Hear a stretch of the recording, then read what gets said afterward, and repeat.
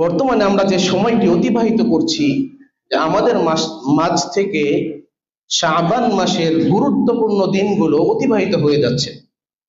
আর এই শাবান মাসের অনেক গুরুত্ব এবং তাৎপর্য রয়েছে, কিন্তু রাসূলুল্লাহ সাল্লাল্লাহু আলাইহি সাল্লাম এটাও বলে দিয়েছেন যে এই শাবান মাস সম্পর্কে অধিকাংশ মানুষই অজ্ঞ, গুরুত্ব দেয় না, গুরুত্বহীন। অধিকাংশ মানুষের কাছেই এই শাবান মাসটা গুরুত্বহীন, কিন্তু এই শাবান মাসের কিন্তু অত্যন্ত গুরুত্ব এবং তাৎপর্য রয়েছে। এই শাবান মাসের পরে আমাদের জন্য অপেক্ষা করছে কি? কোরআন নাজিলের মাস রমাদান মাস, যে মাসের ব্যাপারে আল্লাহ তাআলা বলছেন শাহরু রমাদানাল্লাযী উনজিলা ফীহিল কুরআন, যে রমাদান মাস যাতে কুরআনুল কারীম অবতীর্ণ করা হয়েছে। এই রমাদান মাসের এত মাহাত্ম্য, এত তাৎপর্য, এত ফজিলতপূর্ণ হওয়ার কারণ কি? এই মাসেই কোরআন অবতীর্ণ হয়েছে।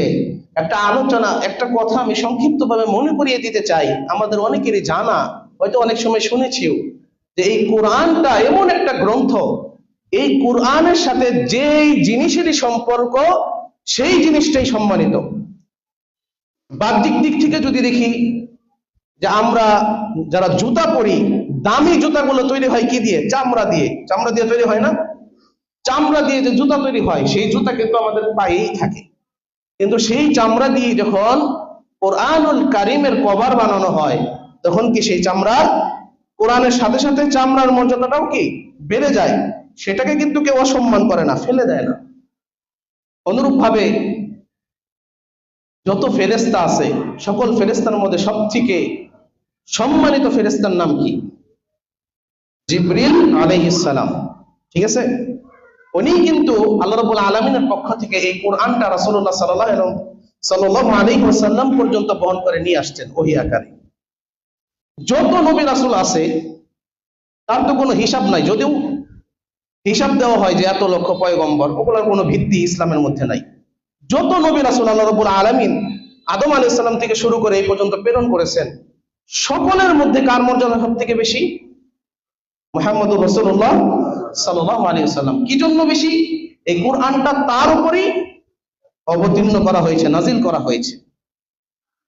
যত উম্মত আল্লাহ রাব্বুল আলামিন এ পর্যন্ত প্রেরণ করেছেন, সবথেকে উত্তম জাতি, সবথেকে উত্তম উম্মত কারা? এই আমরা, উম্মতে মুহাম্মাদি।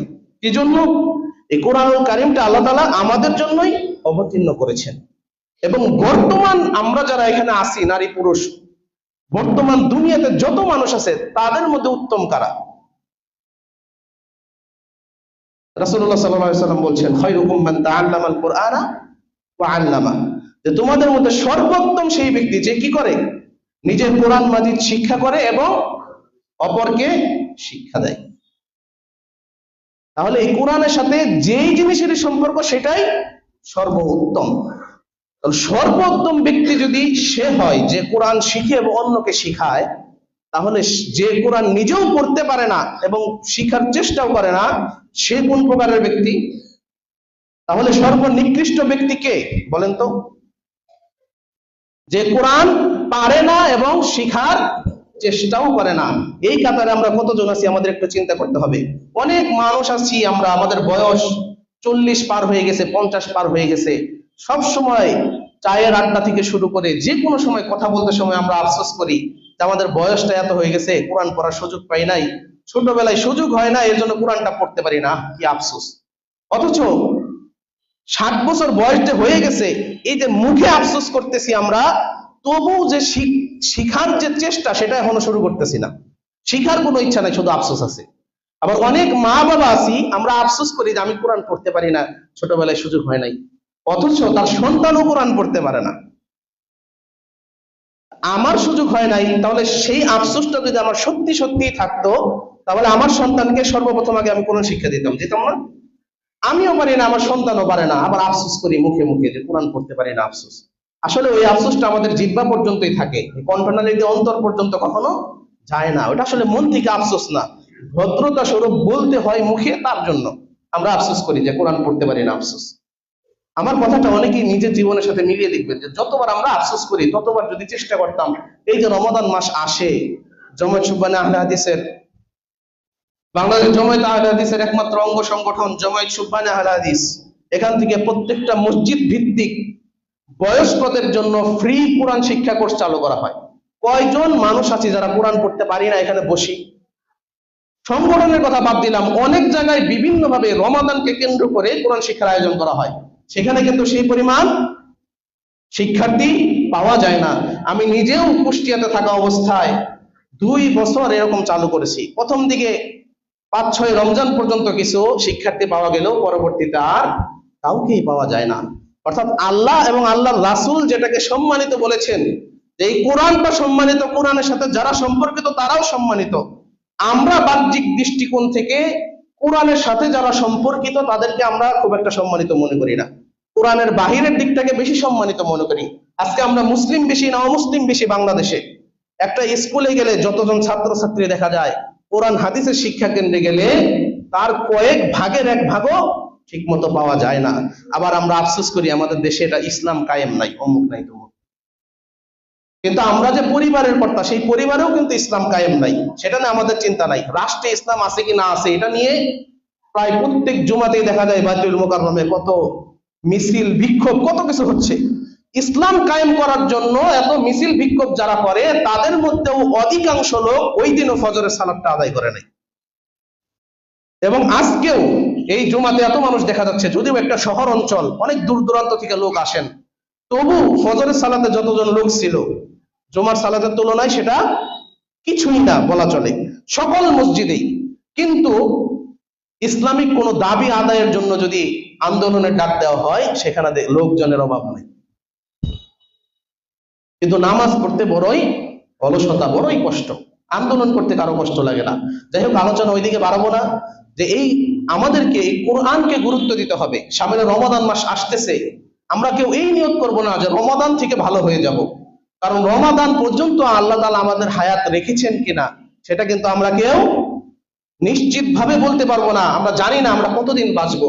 এই জন্য রমাদানকে কেন্দ্র করে এখন থেকেই আমাদের সকল ভালো নিয়ত গুলো করতে হবে এবং আমল করা শুরু করে দিতে হবে। যারা বিড়ি সিগারেটে অভ্যস্ত, জর্দা, গুল, তামাক, এই সকল হারাম নিকৃষ্ট জাতীয় জিনিস সেবনে অভ্যস্ত, অনেকেই নিয়ত করেছেন যে রমাদান মাস থেকে বাদ দিব। রমাদান পর্যন্ত বাঁচবো কিনা এটা কিন্তু আমরা কেউ জানি না। রমাদান পর্যন্ত না আল্লাহ তাআলা যদি আমার হায়াত না দেন, আগেই যদি মৃত্যুবরণ করি, তাহলে আমার অবস্থা কি হবে? তো সমাজে রমাদান মাস আসতেছে, এখন থেকেই আমরা এটা পরিত্যাগ করার চেষ্টা করতে হবে আমাদেরকে। আর এই শাবান মাসটাই হচ্ছে রমাদান মাসের জন্য ট্রেনিং। একজন শিক্ষার্থীর ফাইনাল পরীক্ষার আগে যেমন মডেল টেস্ট পরীক্ষা হয়, এই শাবান মাসটাও কি রমাদানের মডেল টেস্ট। এই শাবান মাসের অধিকাংশ সময় রাসূলুল্লাহ সাল্লাল্লাহু আলাইহি সাল্লাম সাওম পালন করতেন, রোজা রাখতেন। মা আয়েশা রাদিয়াল্লাহু আনহা থেকে বর্ণিত, তিনি বলেন কানা ইয়াসুমু শাবান, শাবান কুল্লা, রাসূল সাল্লাল্লাহু আলাইহি সাল্লাম শাবান মাসের পুরোটাই সাওম পালন করতেন। অন্য হাদিসে আছে কানা ইয়াসুমু শাবানা ইল্লা কলিলা, যে এই শাবান মাসে প্রায় পুরো মাসে রাসূল সাল্লাল্লাহু আলাইহি ওয়াসাল্লাম সিয়াম পালন করতেন, ইল্লা কলিলা, কিছুদিন ব্যতীত। অর্থাৎ 30-29 দিনে যদি মাস হয়, তার মধ্যে 7-8 দিন বাদ দিলে স্বাভাবিক ধারণা অনুযায়ী যে কয়দিন থেকে পুরো দিনটাতেই রাসূল সাল্লাল্লাহু আলাইহি ওয়াসাল্লাম সাওম পালন করতেন। এই যে শাবান মাস চলে যাচ্ছে, আমরা কয়জন সাওম পালন করতেছি? সকলেই মুসলিম হিসাবে পরিচয় দিতে গর্ববোধ করি, কিন্তু মুসলিমের যে লিডার রাসূলুল্লাহ সাল্লাল্লাহু আলাইহি ওয়াসাল্লামের আদর্শ আমরা কয়জনে ফলো করি, সেটাই হচ্ছে আসল কথা। দুনিয়াতে ক্ষমতাবান যত লিডার আছে, নেতা আছে, তারা কোনো আদেশ দিলে আমরা সেটা পালন করার জন্য জান প্রাণ দিয়ে পাগল হয়ে যাই। কিন্তু আমাদের যে একমাত্র লিডার, যে দুনিয়াতেও লিডার ছিলেন এবং আখিরাতেও লিডার থাকবেন, সেই লিডার, সেই নেতা আমাদেরকে যে ওসিয়ত করেছেন, সেইগুলো সম্পর্কে আমরা সকলেই গাফেল। অথচ যদি জিজ্ঞাসা করা হয় যে রাসূলকে ভালোবাসেন কে কে, এখানে যদি 1 লক্ষ মানুষ থাকে, মুসলিম থাকে, 1 লক্ষ মানুষই হাত তুলবে যে রাসূলকে ভালোবাসি। কিন্তু রাসূলের ভালোবাসায় সুদ নিতে, এখানে দাঁড়িয়ে রাখতে আমাদের কষ্ট হয়। রাসূলের ভালোবাসায় আমরা যারা ইয়াং জেনারেশন আছি, যুবকদেরকে বলছি, রাসূলকে ভালোবাসি বলতে বলতে মুখে ফেনা উঠে যায়, ফেসবুকে পোস্ট দেই, ফেসবুকে আমরা রেগুলার পোস্ট দিয়ে থাকি যে রাসূল সাল্লাল্লাহু আলাইহি ওয়াসাল্লামকে ভালোবাসি, রাসূলের জন্য জীবন দিয়ে দিব। কিন্তু যে সেই রাসূলুল্লাহ সাল্লাল্লাহু আলাইহি ওয়াসাল্লামই আমাদেরকে নির্দেশ দিয়েছেন টাকনুর উপরে কাপড় পরার জন্য, আমরা স্টাইলের কথা চিন্তা করে রাসূলের কথাকে উপেক্ষা করে টাকনুর নিচে কাপড় পরে ঘুরে বেড়াই। কিন্তু মুখে আমরা ঠিকই বলি রাসূলকে ভালোবাসি। এই যে শাবান মাস চলে যাচ্ছে, এই শাবান মাসে যে বেশি বেশি সাওম পালন করতে হয়, অনেক মুসলিমরা আমরা এটা জানিই না।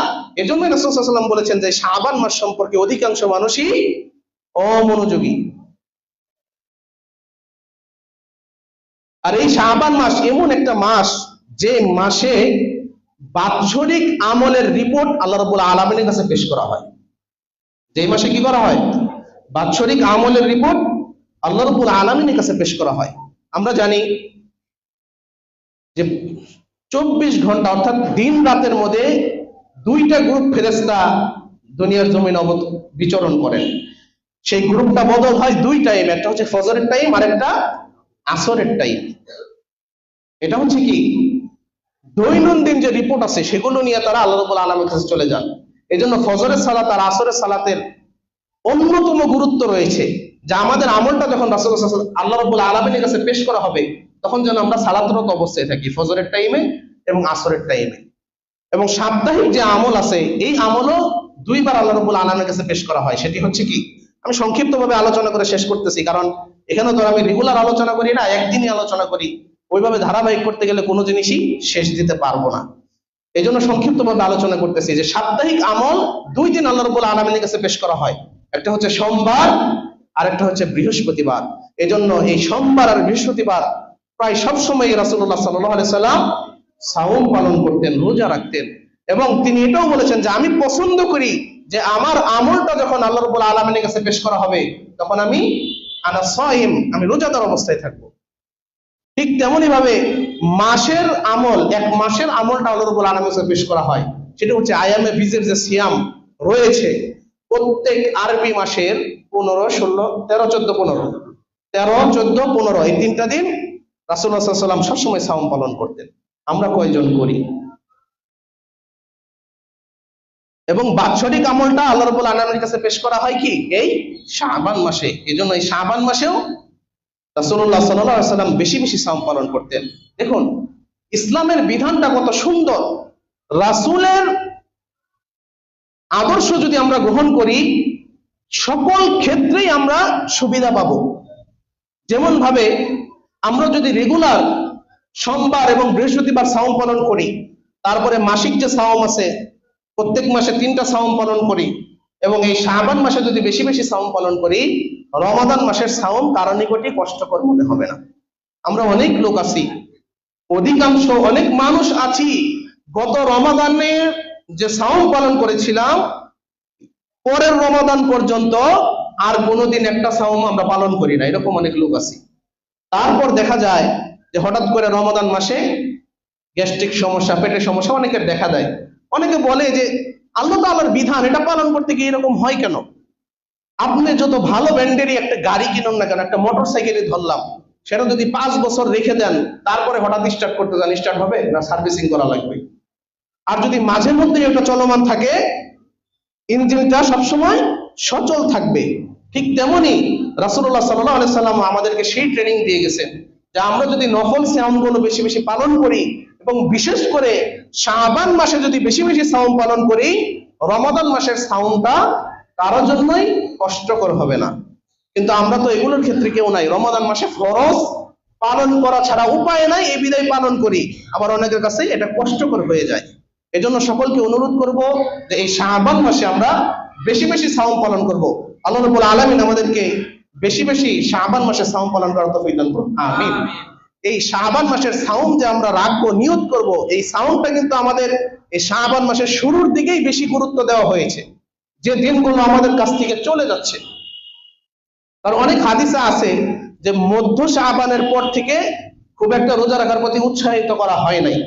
যেমন একটা হাদিস যদি দেখি, আবু হুরায়রা রাদিয়াল্লাহু আনহু থেকে বর্ণিত, তিনি বলেন রাসূলুল্লাহ সাল্লাল্লাহু আলাইহি ওয়াসাল্লাম বলেছেন, লা ইয়াতাকাদ্দামান্না আহাদুকুম রমাদানা বিসাওমি ইয়াউমিন আও ইয়াউমাইন, যে তোমরা কি করো না, রমাদানের একদিন কিংবা 2 দিন পূর্বে সাওম শুরু করো না, রোজা শুরু করো না। লা ইয়াতাকাদ্দামান্না আহাদুকুম রমাদান বিসাওমি ইয়াউমিন আও ইয়াউমাইন, যে তোমরা রমাদানের একদিন কিংবা 2 দিন পূর্বে সাওম শুরু করো না। তবে সেই ব্যক্তি ইল্লা আইয়াকুনা রাজুলান কানা ইয়াসুমু সাওমা, তবে ওই ব্যক্তি সাওম পালন করতে পারে যে এই দিনে সাওম পালন করতে অভ্যস্ত। এই দিনে সাওম পালন করতে অভ্যস্ত বলতে এখানে বোঝা যায় যে রমাদানের একদিন কিংবা 2 দিন পূর্বে যদি সোমবার বা বৃহস্পতিবার থাকে, আর ওই ব্যক্তি যদি সারা বছরই সোমবার এবং বৃহস্পতিবার সাওম পালন করতে অভ্যস্ত থাকে, তাহলে সে সাওম পালন করতে পারবে। অর্থাৎ যাদের প্রত্যেক সপ্তাহে 2টা সিয়াম রেখে অভ্যাস আছে, আমল করে রেগুলার, তারা যদি রমাদানের একদিন কিংবা 2 দিন পূর্বে ওই সোমবার বা বৃহস্পতিবার হয়, সাওম রাখতে পারবে। তাছাড়া অন্য কারো জন্য এই রমাদানের একদিন কিংবা 2 দিন পূর্বে সাওম রাখা জায়েজ নয়। কেননা যদি রমাদানের একদিন কিংবা 2 দিন পূর্বে সাওম রাখা হয়, 29 তারিখে যদি কেউ সাওম পালন করে শাবান মাসের, আর এই শাবান মাসটা যদি 29 দিনেরই হয়, পরের দিন রমাদান শুরু হয়ে যাবে। এর জন্য রমাদানের পার্থক্য তার মধ্যে আর থাকবে না। রমাদানের আগে থেকে যদি লাগাতার সাওম পালন করতে থাকে, রমাদান মাসকে অবশ্যই আলাদা করতে হবে, আলাদাভাবে সাওম পালন করতে হবে। এই জন্য এই শুরুর দিকেই আমাদেরকে বেশি বেশি সাওম পালন করতে হবে। আল্লাহ তাআলা আমাদের সকলকে সেই তৌফিক দান করুন, আমিন। আরেকটা বিষয়ে আলোচনা না করলেই নয়, এই শাবান মাসে মধ্য রজনীকে কেন্দ্র করে আমাদের দেশে অনেক কিছু উদযাপিত হয়, আমরা সকলেই জানি। আমরা অনেকেই এই বিষয়ে জানি, তাও যেহেতু বছরে একবার জিনিসটা আসে, এটা উপলক্ষ করে আরেকটু স্মরণ করে দেওয়া ভালো। যে এই বিষয়ে একটা হাদিস আছে, যদিও হাদিসকে অনেকে জয়ীফ বলেছেন, অনেকে হাসান বলেছেন। আমরা হাসান পর্যায়ে ধরে নিই, হাদিসটা যদি সহিহ হয়, হাদিসটা হচ্ছে যে নিশ্চয় আল্লাহ তাআলা এই লাইলাতুন নিসফি মিন শাবান, শাবান মাসের মধ্য রজনীতে, লিয়াত্তালিউ লাইলাতুন নিসফি মিন শাবান, শাবান মাসের মধ্য রজনীতে রহমতের দৃষ্টি দেন, ভালো দৃষ্টিতে তাকান, অনুগ্রহের দৃষ্টিতে আমাদের দিকে তাকান। ফায়াগফিরু লিজামি'i খুলুকি, এবং তার সকল সৃষ্টিকেই ক্ষমা করে দেন। সুবহানাল্লাহ। ফায়াগফিরু লিজামি'i খুলুকি, তার সকল সৃষ্টিকেই তিনি ক্ষমা করে দেন। ইল্লা লিমুশরিকিন আও মুশাহিনিন, মুশরিক এবং হিংসুক ব্যতীত, 2 শ্রেণীর মানুষ ব্যতীত। কে কে? মুশরিক এবং হিংসুক, যারা শিরক করে, আল্লাহ তাআলা সাথে অন্য কিছুকে শরীক করে, অসুস্থ হলে তাবিজ লটকায়, বিপদ আপদে পড়লে মাজারে যায়, পীরের কাছে যায়, অথবা যে কোনো ভাবে যে কাজগুলোই শিরকের অন্তর্ভুক্ত, তেমন কোন কাজের সাথে যারা জড়িত আছে, তারা এই রাতে ক্ষমা পাবে না এই হাদিস অনুযায়ী। আও মুশাহিনিন, এবং হিংসুক যারা আছে, এই যে আপন ভাই একজন আরেকজনের সাথে আমরা কথা বলি না, অনেকে আছি, প্রতিবেশী একজন আরেকজনের সাথে দেখা হলে শরীর জ্বলে, সালামও আসে না মুখ দিয়ে, একই অ্যাপার্টমেন্টে থাকি, শহর যেহেতু বিল্ডিং, একজনকে আরেকজন সহ্য করতে পারি না, আসি না এরকম হিংসুক, একজন আরেকজনকে দেখলে হিংসা করে। অথচ রাসূলুল্লাহ সাল্লাল্লাহু আলাইহি ওয়াসাল্লাম বলেছেন, লা হাসাদা ইল্লা ফিসনাতাইন, 2 প্রকার লোক ব্যতীত কারো প্রতি হিংসা করা যাবে না। রাজুলুন, প্রথম প্রকার লোক হচ্ছে আতাহুল্লাহু মালান, যাকে আল্লাহ রাব্বুল আলামিন সম্পদ দান করেছেন, ফাসাল্লাতাহু আলা হালাকাতিহি ফিল হক, এবং সেই সম্পদের হকটাও আদায় করার তৌফিক দান করেছেন। অর্থাৎ যাকে আল্লাহ তাআলা সম্পদও দিয়েছেন এবং বেশি বেশি সেই সম্পদ থেকে আল্লাহর রাস্তায় ব্যয় করে, এই রকম লোককে হিংসা করা যাবে। কেমন হিংসা করা যাবে? যে তাকে আল্লাহ তাআলা একটা বাড়ি দান করেছেন, আমাকে 2টা বাড়ি নির্মাণ করতে হবে, এই হিংসা করা যাবে? আল্লাহ তাআলা তাকে 1 লক্ষ টাকা দান করেছেন, সেখান থেকে সে 10,000 টাকা দান করতে পারে। মনে করেন আল্লাহ তাআলা আমাকে 10,000 টাকা দান করেছেন, সেখান থেকে যেন আমি অবশ্যই 1,000 টাকা দান করতে পারি। এইভাবে আমাদের প্রতিযোগিতা করতে হবে। যার সম্পদ বেশি সে বেশি দান করবে, এটাই স্বাভাবিক, যদি মন মানসিকতা ভালো থাকে। কিন্তু যাদের সম্পদ কম, তাদের সাথে আমরা কিভাবে প্রতিযোগিতা করতে পারি? আমাদের প্রতিযোগিতা করতে হবে তার সম্পদের তুলনায় সে কতটুকু দান করলো, আমার সম্পদের তুলনায় আমি তার থেকে বেশি দান করব। এই রকম প্রতিযোগিতা করতে হবে, এই হিংসাটা আমাদের করতে হবে। ওয়ারাজুলুন, আরেক প্রকার ব্যক্তি, আতাহুল্লাহুল হিকমা, যাকে আল্লাহ তাআলা হিকমা দান করেছেন, জ্ঞান দান করেছেন, ইলম দান করেছেন, ফাহুয়া ইয়াকদি বিহা ওয়া ইউআল্লিমুহা, যার দ্বারা সে ফয়সালা করে এবং অন্যকে শিক্ষা দেয়। এই 2টা জিনিসে আমরা কে কার প্রতি হিংসা করি বলেন? একজন আলেমকে দেখে আমরা কখনো হিংসা করি? যে একজন আলেম, এখানে আপনাদের এখানে অনেক বড় বড় আলেম খুতবা প্রদান করেন, অনেক মাদানী নন মাদানী, তারপর পৃথিবীর বিভিন্ন বিশ্ববিদ্যালয় থেকে পিএইচডি ডিগ্রি অর্জনকারী অনেকে এখানে খুতবা দিয়েছেন, আমরা কয়জন তাদেরকে দেখে হিংসা করেছি যে আমার বয়স শেষ হয়ে যাচ্ছে, উনি এত বড় আলেম হয়েছেন, আমার সন্তানকে তার থেকে বড় আলেম আমি বানানোর চেষ্টা করব। এরকম হিংসা কয়জনে করেছি? অথবা যাদের বয়স কম আছে, আমরা যারা স্টুডেন্ট আছি, তাদের মধ্যে এরকম হিংসা কয়জনে করেছি যে ওই যে আজকে খুতবা দিচ্ছে ওই খতিব সাহেব অমুক মাদানি, তার থেকে আমি বড় আলেম হব, এরকম হিংসা কয়জনে করেছি? অথচ এই হিংসাগুলো করার জন্য রাসূলুল্লাহ সাল্লাল্লাহু আলাইহি ওয়াসাল্লাম উৎসাহিত করেছেন। কিন্তু আমরা এই সকল হিংসা করি না। আমরা যে হিংসাগুলো করা হারাম, নিকৃষ্ট হিংসা যেগুলো, সেগুলোতে অনেকে লিপ্ত থাকি। তো যাই হোক, যে হাদিসটা বলেছিলাম, এই শাবান মাসের মধ্য রজনীতে আল্লাহ তাআলা রহমতের দৃষ্টি নিক্ষেপ করেন, স্থাপন করেন, সকল সৃষ্টিকে ক্ষমা করে দেন। ফায়াগফিরু লিজামিই খুলুকি ইল্লা লিমুশরিকিন আও মুশাহিনিন, মুশরিক এবং হিংসুক ব্যতীত। অর্থাৎ এই হাদিসটা যদি আমরা হাসান সহিহ বলে মেনে নেই, কোনো সমস্যা নাই। তাহলে এই রাত্রে যদি আমরা ক্ষমা পেতে চাই, আমাদেরকে কি করতে হবে? শিরিক থেকে মুক্ত থাকতে হবে এবং হিংসা থেকে মুক্ত থাকতে হবে। দুইটা কাজ, কি কি? শিরিক থেকে মুক্ত থাকতে হবে এবং হিংসা থেকে মুক্ত থাকতে হবে। এই দুইটা জিনিস থেকে যারাই মুক্ত থাকবে, এই লাইলাতুন নিসফি মিন শাবান, শাবান মাসের মধ্য রজনীতে তাদেরকে ক্ষমা করে দেওয়া হবে। সুবহানাল্লাহ। আর এই হাদিসটা যদি জয়ীফ হয় সমস্যা নাই, সহিহ হোক, হইলে মুশরিক এবং হিংসুক ব্যতীত সকলেই ক্ষমা পাবে। কিন্তু এই লাইলাতুন নিসফি মিন শাবান কেন্দ্রিক আর কোনো আমল বা এই রাত্রে রাসূল সাল্লাল্লাহু আলাইহি ওয়াসাল্লাম সাহাবীদের নিয়ে নির্দিষ্ট আলাদাভাবে কিছু করেছেন, এরকম কোনো হাদিস, এরকম কোনো সহিহ প্রমাণ কোথাও নির্ভরযোগ্য সূত্রে পাওয়া যায় না। এজন্য এই রাত্রে আমাদের দেশে যেটা পালন করা হয়, সেটার নাম দেওয়া হয়েছে কি? শবে বরাত। কি নাম দেওয়া হয়েছে? শবে বরাত। অনেকে হয়তো আমার কথা শুনে মন খারাপ হতে পারে যে আমরা তো ভালো কাজই করি, আমরা তো ভালো কাজই করি, তাহলে সমস্যাটা কোথায়? ওই যে খুতবার শুরুতেই বলছি, আল্লাহ তাআলা বলছেন, ইয়া আইয়ুহাল্লাযীনা আমানু আতিউল্লাহ ওয়া আতিউর রাসূল ওয়া লা তুবতিলু আমালাকুম, আল্লাহর আনুগত্য এবং রাসূলের আনুগত্য করো, আমলকে বাতিল করো না। আমরা যত সুন্দর আমলই করি না কেন, সেটা যদি আল্লাহ এবং আল্লাহর রাসূল থেকে স্বীকৃত না হয়, অবশ্যই সেটা বাতিল বলে গণ্য হবে। বাহ্যিক দিক থেকে দেখতে সেটা যতই সুন্দর হোক। এই শবে বরাত শব্দটাই হচ্ছে ফার্সি শব্দ। কি শব্দ? সব শব্দের অর্থ হচ্ছে রাত, আর বরাত মানে হচ্ছে ভাগ্য। এই বরাত শব্দটা আমাদের দেশের অনেক ময় মুরব্বীরা ইউজ করে থাকে, তোমার বরাতে এটা নাই, অনেকে বলে এইভাবে। বরাত মানে কি? ভাগ্য। আর সব শব্দের অর্থ হচ্ছে রাত। আর এই আমাদের যে শরীয়তটা আমরা পেয়েছি, কার মাধ্যমে পেয়েছি? রাসূলুল্লাহ সাল্লাল্লাহু আলাইহি সাল্লাম। তিনি কোন ভাষা জানতেন? আরবি ভাষা। তার কাছে ওহী নাযিল হতো কোন ভাষায়? আরবি ভাষায়। ওহীর বাইরে অন্য কোনো কিছু কি তিনি আমাদের জন্য শরীয়ত হিসাবে উপস্থাপন করতেন? দুনিয়াবি কথা উনি নিজে থেকে অনেক কিছুই বলতেন, তার মধ্যে অনেক ভুলও হতো, যেটা প্রমাণিত যে সাহাবায়ে কেরামগণ কি রাসূল সাল্লাল্লাহু আলাইহি ওয়াসাল্লাম যখন মদিনায় হিজরত করলেন, তখন দেখতেন যে তারা এই খেজুর চাষ করার সময় কি করে?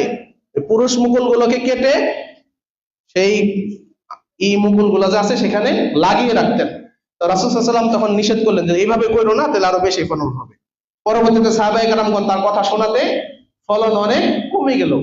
অর্থাৎ তার সিদ্ধান্তটা এখানে ভুল ছিল এবং তিনি মেনে নিয়েছিলেন যে নিশ্চয়ই দুনিয়াবী বিষয়ে তোমরা ভালো বোঝো এবং আখিরাতের বিষয়ে আমি ভালো বুঝি। বিস্তারিত বললাম না। এই কথা দ্বারা বোঝা যায় যে দুনিয়াবী অনেক জিনিসে তার ভুল হবে, স্বাভাবিক মানুষ হিসেবে, কিন্তু আখিরাতের কোনো কিছু, শরীয়তের কোনো কিছু, শরীয়তের কোনো বিধিবিধান তিনি কখনো ভুল সিদ্ধান্ত দেন নাই। এর গ্যারান্টিও আল্লাহ তাআলাই দিয়ে দিয়েছেন, ওমা ইয়ানতিকু আনিল হাওয়া ইন হুয়া ইল্লা ওয়াহয়ু ইউহা, যে তিনি তার মন করা কোনো কিছুই বলেন না। ইন হুয়া ইল্লা ওয়াহয়ু ইউহা, তিনি যাই বলেন সবই কি? ওহী, যা তার উপর নাজিল করা হয়, অবতীর্ণ করা হয়। অর্থাৎ শরীয়তের কোনো বিষয়ে রাসূল সাল্লাল্লাহু আলাইহি ওয়াসাল্লাম নিজে থেকে কিছুই বলেন নাই, যা ওহী এসেছে তাই বলেছেন। আর এই তিনি যা বলেন নাই সেটা কখনো শরীয়তের অন্তর্ভুক্ত হতে পারে না। এই লাইলাতুন নিসফি মিন শাবান, যেটা হাদিসে এসেছে লাইলাতুন নিসফি মিন শাবান, শাবান মাসের মধ্য রজনী, আর আমাদের দেশে পালন করা হয় শবে বরাত, ফার্সি শব্দ। যে শব্দটাই কি রাসূলুল্লাহ সাল্লাল্লাহু আলাইহি সাল্লামের সাথে পরিচিত না, আরবির সাথে মিলে না। আর আরবি, আমাদের শরীয়তের কোনো বিধান যদি থাকে, সেটার অবশ্যই আরবি শব্দ থাকতে হবে, থাকতে হবে না? কারণ আরবি যদি আমরা করি, শবে বরাতের আরবি যদি আমরা করি, তাহলে হবে কি? লাইলাতুল কদর। শবে বরাতের আরবি কি? লাইলাতুল কদর। আর লাইলাতুল কদরটা কোথায়? রমাদান মাসে। কারণ শাহরুর রমাদান আল্লাযী উনজিলা ফীহিল কুরআন, কুরআনকে আল্লাহ তাআলা রমাদান মাসে অবতীর্ণ করেছেন। আর ইন্না আনজালনাহু ফী লাইলাতিল কদর, এই কুরআনকে আল্লাহ তাআলা কদরের রাত্রিতে অবতীর্ণ করেছেন। তাহলে কদরের রাত্রিটা অবশ্যই রমাদান মাসে। এই শাবান মাসকে কেন্দ্র করে যতগুলো বিদআত আমাদের দেশে প্রচলিত রয়েছে, সবথেকে বড় যে সমস্যাটা, সেটা কুফরির পর্যায়ে চলে যায়। সেটা হচ্ছে কি? আল ইতিকাদু আন্নাল কুরআন ইয়ানজিলু লাইলাতুন নিসফি মিন শাবান, যে কেউ যদি বিশ্বাস করে যে এই কোরআনটা শাবান মাসের মধ্য রজনীতে অবতীর্ণ হয়েছে, নাজিল হয়েছে, তাহলে সে কুফরি করবে, কারণ কোরআনের সাথে সাংঘর্ষিক হয়ে যাবে। আল্লাহ তাআলা বলেন শাহরুর রমাদান আল্লাযী উনজিলা ফীহিল কুরআন, কোরআনকে আমি রমাদান মাসে অবতীর্ণ করেছি। এখন আমরা যদি কেউ সেটার জায়গায় বলি যে না, কোরআনকে এই শবে বরাতে নাজিল করা হয়েছে, শাবান মাসের মধ্য রজনীতে নাজিল করা হয়েছে, তাহলে এটা কি হয়ে যাবে? কুফরির পর্যায়ে চলে যাবে। আল্লাহ তাআলা এগুলো থেকে আমাদেরকে হেফাজত করুন। আর এই কেন্দ্রিক যত আমল দেখা যায়, আমাদের মসজিদের অনেক ইমাম, খতিব, আলেমগণ এই রাত্রিতে মুসল্লিদেরকে নিয়ে বিভিন্ন ওয়াজ নসিহতে ব্যস্ত থাকেন, কত কিছু করেন। এই শবে বরাতকে কেন্দ্র করে কত কিছু হয়ে যায় আমাদের দেশে। এই শবে বরাতকে কেন্দ্র করে কত কিছু হয়ে যায়, যার কোনো দলিল কোরআন এবং হাদিসে কোথাও নেই। এগুলো পালনে আমরা মগ্ন, সারা রাত ঘুমায় না, সারা রাত নাকি নামাজ পড়ে। হালুয়া রুটির কথা বাদ দিলাম, সেটা অনেক আগেই মানুষ জেনে গেছে, কিন্তু আমলের ক্ষেত্রে এই আমলগুলো আমরা করে থাকি। অথচ লাইলাতুল কদর সম্পর্কে সরাসরি একটা কোরআনে সূরায় অবতীর্ণ করা হয়েছে, অসংখ্য হাদিসে লাইলাতুল কদরের কত ফজিলত রয়েছে। সেই রমাদান মাসের শেষ দশকের রাত্রিগুলোতে সেই ইমাম, সেই আলেমদেরকে আর মুসল্লিদের নিয়ে জাগতে দেখা যায় না। তাহলে সরাসরি আল্লাহ এবং রাসূলের যে কথা আছে, সেই রাতের বিষয়ে আমরা গাফেল, আর যে বিষয়ে কোনো কোরআন হাদিসের দলিল নাই, সেটা আমরা জাঁকজমকপূর্ণ ভাবে, কত সুন্দর ভাবে আমরা পালন করে থাকি। তাহলে অবশ্যই এর পিছনে শয়তানের ইন্ধন আছে বিধায় আমরা ইসলাম থেকে এত দূরে সরে যাচ্ছি, সব দিকে কোরআন হাদিসের উল্টা দিকে আমরা চলতেছি। এই শবে বরাতের দলিল দিতে গিয়ে অনেকে সূরা দুখানের আয়াতকে দলিল দিয়ে থাকে যে ইন্না আনজালনাহু ফী লাইলাতিন মুবারাকা, যে নিশ্চয়ই এই কোরআনকে আল্লাহ তাআলা বরকতময় রাত্রিতে নাজিল করেছেন। এক জায়গায় বলছেন যে লাইলাতুল কদর, সম্মানিত রাত্রিতে, আরেক জায়গায় আল্লাহ রাব্বুল আলামিন বলেন লাইলাতুল মুবারাকা, কিন্তু রাত্রি একটাই, দুই জায়গায় দুইটা শব্দ ইউজ করেছেন। কিন্তু এই লাইলাতুল মুবারাকাকে নিয়ে অনেকে এই লাইলাতুন নিসফি মিন শাবানের সাথে যুক্ত করতে চায়, কিন্তু এই কোরআন কি লাইলাতুন নিসফি মিন শাবানে নাজিল হয়েছে? হয় নাই তো।